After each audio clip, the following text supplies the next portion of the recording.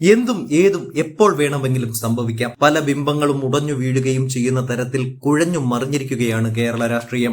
എന്നാൽ ഇവിടെ കാര്യങ്ങളെ വിചാരിച്ചതിനേക്കാൾ ഏറെ വഷളത്തരത്തിലേക്ക് കൊണ്ടുപോകുന്നത് ജനാധിപത്യത്തിന്റെ നാലാം തൂൺ എന്നറിയപ്പെടുന്ന മാധ്യമങ്ങളാണ്. റിപ്പോർട്ടർ ചാനലൊക്കെ യാതൊരു മാധ്യമ ധർമ്മവും വെച്ച് പുലർത്താതെയാണ് ബ്രേക്കിംഗ് ന്യൂസുകൾ വെച്ച് കാച്ചുന്നത്. ഒരു പൊളിറ്റിക്കൽ സയൻസ് അധ്യാപകൻ കൂടിയായ റിപ്പോർട്ടർ ചാനൽ അവതാരകൻ അരുൺകുമാർ ഒക്കെ കോൺഗ്രസിനെതിരെ മാത്രം ആരോപണങ്ങൾ അഴിച്ചുവിടുകയാണ്. എന്താണ് അതിന്റെ അടിസ്ഥാനം എന്ന് ചോദിച്ചാൽ CPM-നെ വാഴ്ത്തിപ്പാടൽ മാത്രമാണ്. ന്യൂസ് മലയാളം, കൈരളി, റിപ്പോർട്ടർ ഇങ്ങനെ തുടങ്ങി ഒരുപറ്റം പാർട്ടി ചാനലുകളാണ് ഇന്നിപ്പോൾ പിണറായി സ്തുതി പാടുന്നത്. ഇവിടെ കോൺഗ്രസ് CPM-നെ പോലെ യാതൊരു അഭിപ്രായ സ്വാതന്ത്ര്യവുമില്ലാത്ത പാർട്ടിയല്ല, പകരം ഒരു ജനാധിപത്യ പാർട്ടിയാണ്. അതുകൊണ്ട് തന്നെ ഓരോ നേതാവിനും ഓരോ അഭിപ്രായങ്ങൾ ഉണ്ടാവും. അതാണ് തരൂരടക്കമുള്ളവർ ഉപയോഗിക്കുന്നത്. എന്നാൽ അത് വെച്ചുകൊണ്ടാണ് ഇപ്പോൾ കോൺഗ്രസിനെതിരെ ഈ പറഞ്ഞ മാധ്യമ പട കല്ലെറിയുന്നത്. ഇന്നിപ്പോൾ രാവിലെ തൊട്ട് ചാനലായ ചാനലുകൾ മുഴുവൻ KC വേണുഗോപാലിനെ വളഞ്ഞിട്ട് പിടിച്ചു വേണ്ടതും വേണ്ടാത്തതുമായ ചോദ്യങ്ങൾ ചോദിച്ചുകൊണ്ടേയിരിക്കുകയാണ്. മാങ്കൂട്ടം വിഷയമാണ് അതിൽ ഒന്നാമത് നിൽക്കുന്നത്. എന്നാൽ കഴിഞ്ഞ 3 ദിവസമായിട്ട്, കഴിഞ്ഞ 3 മാസമായിട്ട് കോൺഗ്രസ് പാർട്ടി നേതാക്കൾ നൽകുന്ന ഉത്തരം മാങ്കൂട്ടം പുറത്ത് എന്ന് തന്നെയാണ്.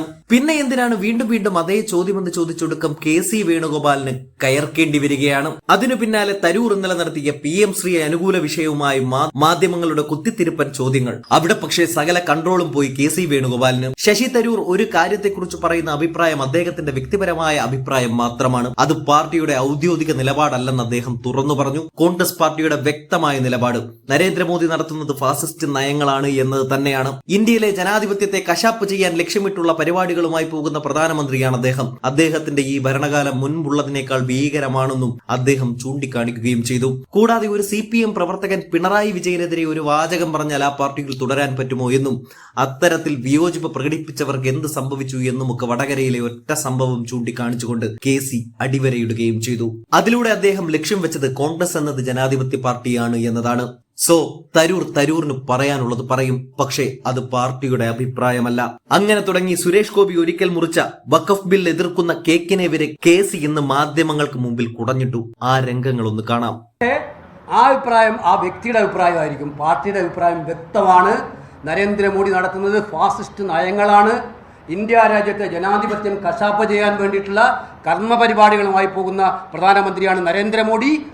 അദ്ദേഹത്തിന്റെ ഈ കഴിഞ്ഞ കാലഘട്ടങ്ങളിലെല്ലാം ഭരണത്തെക്കാൾ ഭീകരമാണ് ഇപ്പോഴത്തെ കാലം. കാരണം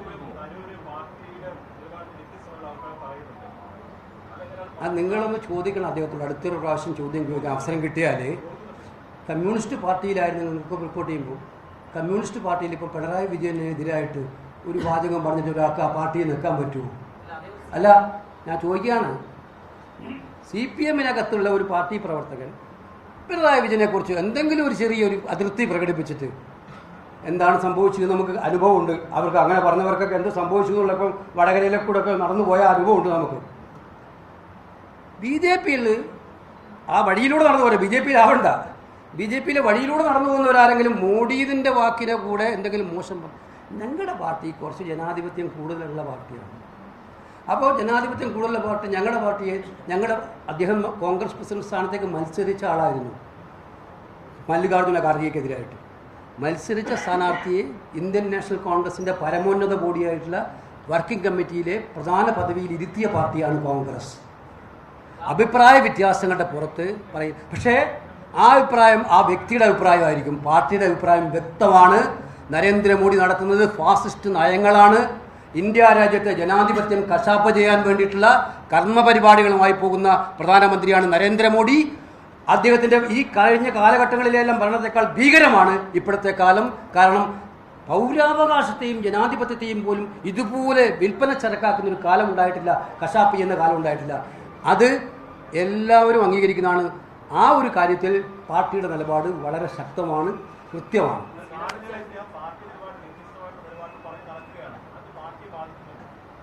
പാർട്ടി ഒറ്റക്കെട്ടായി പോകല്ലേ? പാർട്ടിയിൽ എന്ത് പാർട്ടി നമ്മുടെ നാട്ടിലെ ജനങ്ങൾക്ക് എല്ലാം മനസ്സിലാവും. അത്രേ ഉള്ളൂ. ശരി.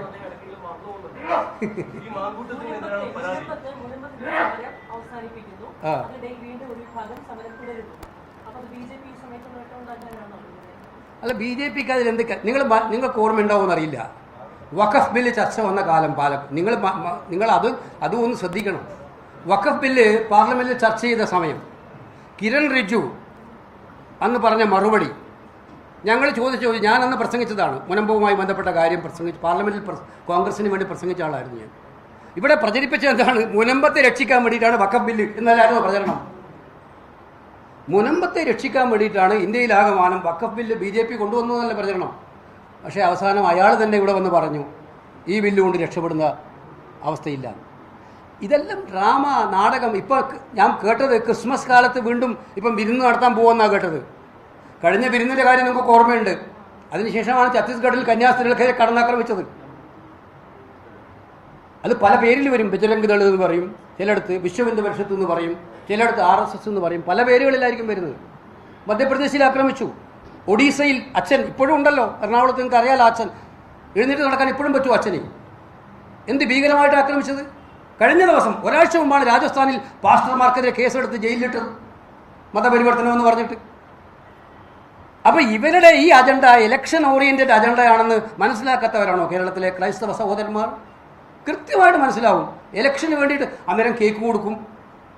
കേക്ക് കൊടുക്കേണ്ടത് കൈകൊണ്ട് കൊടുക്കുന്ന കേക്കല്ല. നിങ്ങളുടെ മനസ്സിലാണ് ഇത്തിരി ഒരു സ്നേഹവും ദയയും സഹജീവികളോട് താല്പര്യം ഉണ്ടാവുന്നത്. അതിലൊരു സെക്യുലർ മനോഭാവം ഉണ്ടാവുന്നത് മനസ്സിൽ നിന്നാണ്. അത് അവർക്കില്ലല്ലോ.